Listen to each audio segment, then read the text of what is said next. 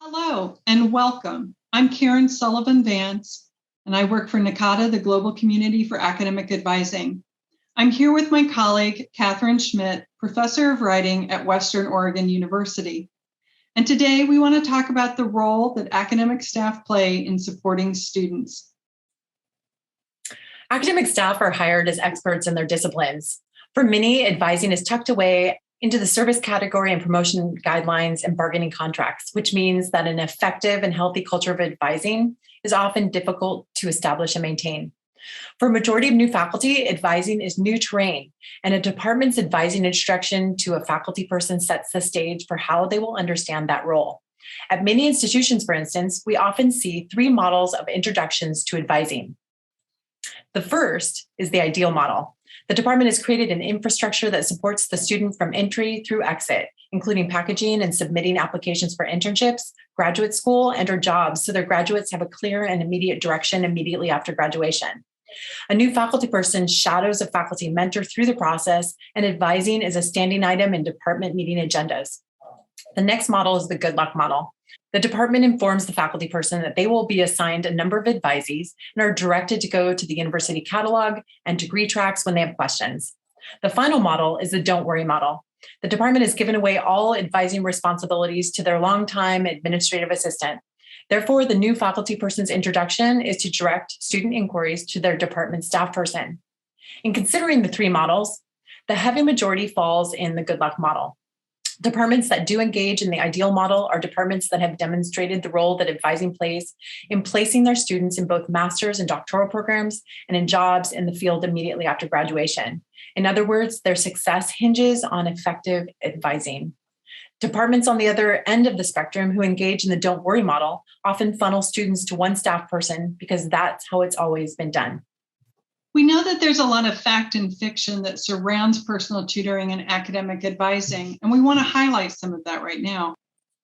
The first is advising is transactional and clerical. Working with students is paperwork, not relational. When I first started, I was literally given a catalog and that was it. I was given no advice regarding what an advising session could or should look like, and I had no idea that strategy and compassion should play a role in my work with students outside of the classroom. So Karen, what can we do about that? Well, the fact, Katherine, is that advising is teaching, and it is a transformational interaction between the personal tutor and the student. The second fiction is that advising and personal tutoring requires no training or preparation. This is often indirectly established by the department right from the start. There's no process for onboarding new academic staff to the work we do outside of the classroom with our students. This means that for many of us, it takes many years and lots of mistakes to wake up and seek training and ongoing development because we see that we can and do great damage and do it without accountability. Katherine, you're absolutely right. Personal tutoring and academic advising is a profession, and it requires training and ongoing professional development for tutors and advisors in order to become the best that they can be and to be there to be able to support their students in their successful higher education journey. The third fiction is that personal tutoring and academic advising is good for students, but not necessary for success. Sometimes I think that this nearsightedness comes from not having a departmental definition for what success is. When students leave their university, we don't think to find out why, which means we'll never make the connection between advising and the student's success in our programs. Wow. I just have to say, Katherine, personal tutoring is essential for students. That relationship that students build with their personal tutors is so fundamental to their success and so necessary for so many of our students that it is essential. And the final fiction is tutoring and advising is not as important as teaching and scholarship. I know firsthand that those who are exceptional advisors and those who are terrible advisors are seen and reviewed no differently at my institution. In other words, there is no carrot, there's no stick on a university level. As long as promotion committees view advising as the equivalent of committee work, departments will continue with the good luck model. And the fact is that advising is teaching each individual student where they are in their journey, which means it is as important as the teaching and scholarship that happens within the discipline. So we want to talk a little bit about the framework moving forward in how you develop agency as a personal tutor, as an academic staff member. My field of expertise is writing and writing pedagogy, and the one area where professors can unintentionally create barriers for students is through poorly designed writing assignments and/or by providing no directions at all. In Margot Sovan's book on teaching writing, she writes the following.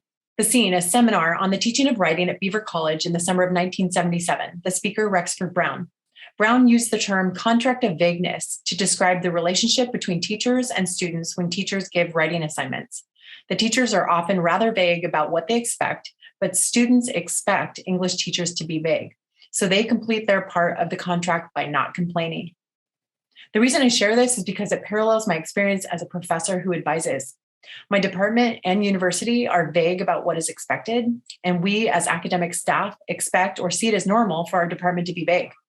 One way that this contract of vagueness could have been broken was for me to learn that advising is a field of study. Essentially, my department never explained what advising is and what it involves because they were doing what's always been done.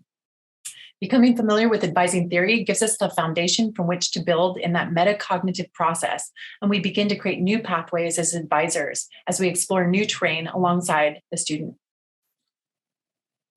The second framework for developing agency is learning that my mistakes cost students time and money. In 2015, I had 2 students who experienced the exact same problem at the exact same time. They had applied for graduation and learned that they were 7 credits deficient in their upper division credits. First, I was surprised we missed it. And second, I was confused about why they shared the exact same number of credits. It was this one experience that launched me into a full examination of our program and the students who were graduating from it. I soon learned that the numbers of our majors had decreased by 55% in 5 years. I wondered why. Our department was not talking about it because we were not aware of it.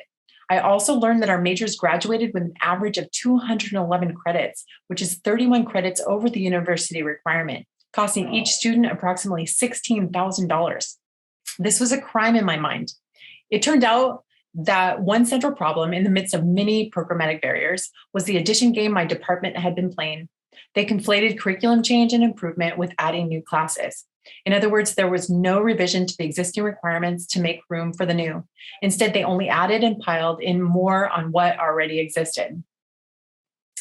Sadly, at the time, my department didn't think the data was serious enough to do anything, so I changed the way I was advising because it was my only option. In developing agency in this area, empathy and innovation have to take center stage. Some psychologists believe that the ability to listen to another person, to empathize with, and to understand their point of view is one of the highest forms of intelligent behavior.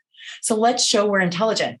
Part of what this means is that we plan to spend time talking deeply with each student, and we soon find that we're impacting students directly. This awareness gives us the opportunity to build our innovative skills as advisors when confronted with obstacles and challenges.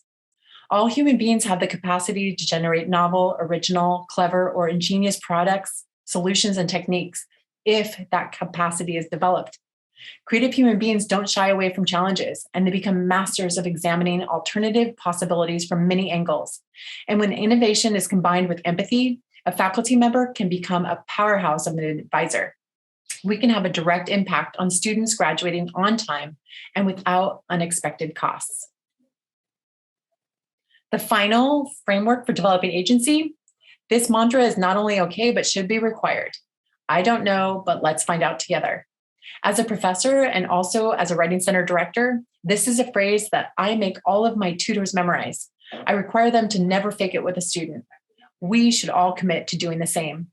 As personal tutors and advisors, we need to be accurate. Students make life decisions based on our advice. This means that when we don't know the answer to something, we admit it and work with the student to discover one. Accuracy requires that of us. Thank you, Katherine.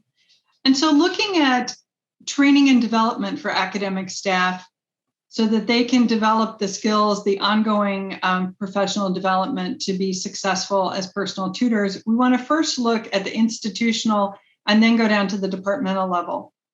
So in terms of the institutional, we want to make sure that we're developing training that can be done either in person or online through the department so that it can meet everyone's schedules and needs. One of the advantages with online training is that you can go back at any time and look up something that you may have missed or want to reference again.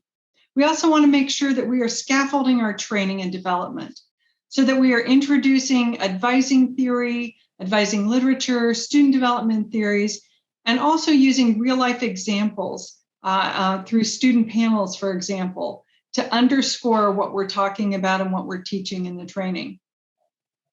We want to utilize academic staff as champions. So those who know the impact of good personal tutoring and academic advising to go out and talk to their colleagues, their other academic staff, so that they recognize the importance of personal tutoring. We want to nominate our academic staff for professional advising awards so that they get recognized for the excellent work that they do. On a department level, encourage department and division chairs to make advising conversations a regular part of meetings with a focus on eliminating program barriers for students. My own department started collecting information through capstone projects, which has been a great way to begin. Set up feedback mechanisms for personal tutors and advisors. This last one, this hasn't happened once in my 19 years of advising. And oh my gosh, what a difference it would make if it had. Which comes back to that institutional, that we have to develop assessment protocols for personal tutoring, which means to move beyond satisfaction surveys, but really assess what is happening with personal tutoring and advising on our institutions. And so being able to look at what the student experience is, but also the faculty experience, so that we can give faculty members like Dr. Schmidt that feedback that they're looking for.